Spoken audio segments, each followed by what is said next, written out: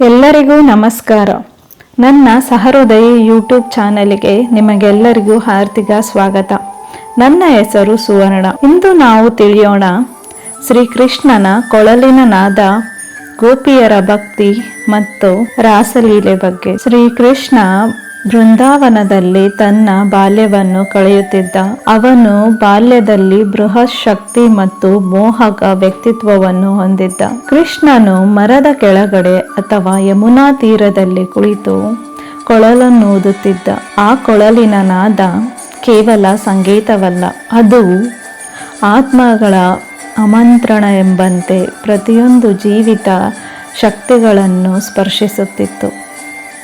ಅದರ ಸ್ವರ ಗಾಳಿ, ನದಿಗಳು, ಮರಗಳು, ಪ್ರಾಣಿಗಳಿಗೆ ಮೋಹಕವಾಗಿ ತಲುಪಿತ್ತು. ಬೃಂದಾವನದಲ್ಲಿ ಈ ಕೊಳಲಿನ ನಾದದಿಂದ ದೈವಿಕ ಶಕ್ತಿಯು ಹೆಚ್ಚಿತ್ತು. ಭಕ್ತಿ ಕೇವಲ ಪ್ರೀತಿಯಲ್ಲ, ಸಂಪೂರ್ಣ ಸಮರ್ಪಣೆ. ಗೋಪಿಯರು ತಮ್ಮ ಮನಸ್ಸಿನ ಎಲ್ಲ ಇಚ್ಛೆಗಳನ್ನು ಸಂಪೂರ್ಣವಾಗಿ ಕೃಷ್ಣನಿಗೆ ಅರ್ಪಿಸಿದ್ದರು. ಗೋಪಿಯರು ಶ್ರೀಕೃಷ್ಣನ ಪರಮ ಭಕ್ತರು. ಈ ಕೊಳಲಿನ ನಾದವನ್ನು ಕೇಳುತ್ತಲೇ ಅವರು ತಮ್ಮ ದೈನಂದಿನ ಕೆಲಸವನ್ನು ಬಿಟ್ಟು ಶ್ರೀಕೃಷ್ಣನ ಕಡೆಗೆ ಹೋಗುತ್ತಿದ್ದರು. ಈ ಭಕ್ತಿ ಜ್ಞಾನಮಯ ಮತ್ತು ಶುದ್ಧ ಪ್ರೇಮದ ಸಂಕೇತವಾಗಿತ್ತು. ಪ್ರತಿಯೊಬ್ಬ ಗೋಪಿಯು ತನ್ನ ಭಕ್ತಿಯನ್ನು ವಿಭಿನ್ನವಾಗಿ ವ್ಯಕ್ತಪಡಿಸುತ್ತಿದ್ದರು. ಕೆಲವರು ಹಾಸ್ಯ, ನೃತ್ಯ, ಹಾಡು ಮತ್ತು ಹರ್ಷಭರಿತ ಅಳುಗಳ ಮೂಲಕ ವ್ಯಕ್ತಪಡಿಸುತ್ತಿದ್ದರು. ರಾಸಲೀಲೆ.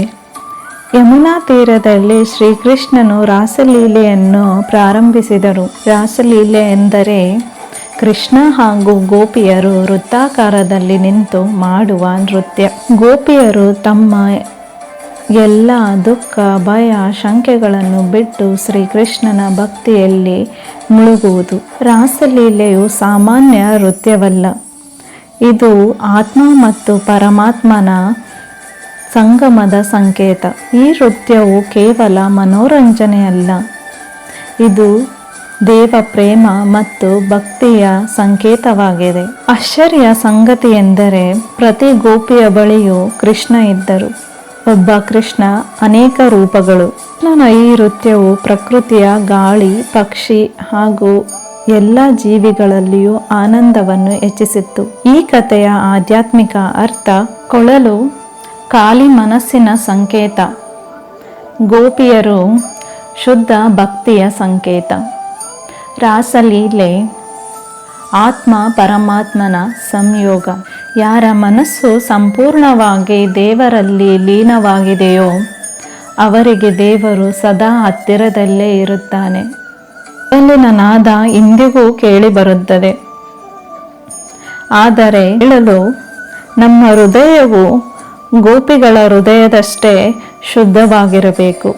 ನಮ್ಮ ಮನಸ್ಸು ಗೋಪಿಗಳಂತೆ ಶುದ್ಧವಾಗಿದ್ದರೆ ನಮ್ಮ ಜೀವನವು ರಾಸಲೀಲೆಯಾಗುತ್ತದೆ. ನಮ್ಮ ಅಹಂಕಾರ ದೂರವಾದಾಗ ಶ್ರೀಕೃಷ್ಣನ ದಿವ್ಯ ನಾದ ನಮ್ಮೊಳಗೆ ಮೊಳಗುತ್ತದೆ. ಮುಂದಿನ ಭಾಗದಲ್ಲಿ ತಿಳಿಯೋಣ ಅರಿಷ್ಟಾಸುರ, ಕೇಶಿ ಹಾಗೂ ವ್ಯೋಮಾಸುರ ಸಂಹಾರದ ಕಥೆಯನ್ನು. ನಮ್ಮ ಈ ಶ್ರೀಕೃಷ್ಣನ ದಿವ್ಯ ಕಥೆಗಳು ನಿಮಗೆ ಇಷ್ಟವಾದಲ್ಲಿ ನಮ್ಮ ಚಾನಲನ್ನು ಸಬ್ಸ್ಕ್ರೈಬ್ ಮಾಡಿ, ಲೈಕ್ ಮಾಡಿ ಮತ್ತು ಕಮೆಂಟ್ ಮಾಡಿ. ಜೈ ಶ್ರೀಕೃಷ್ಣ ಎಂದು. ನಮಸ್ತೆ.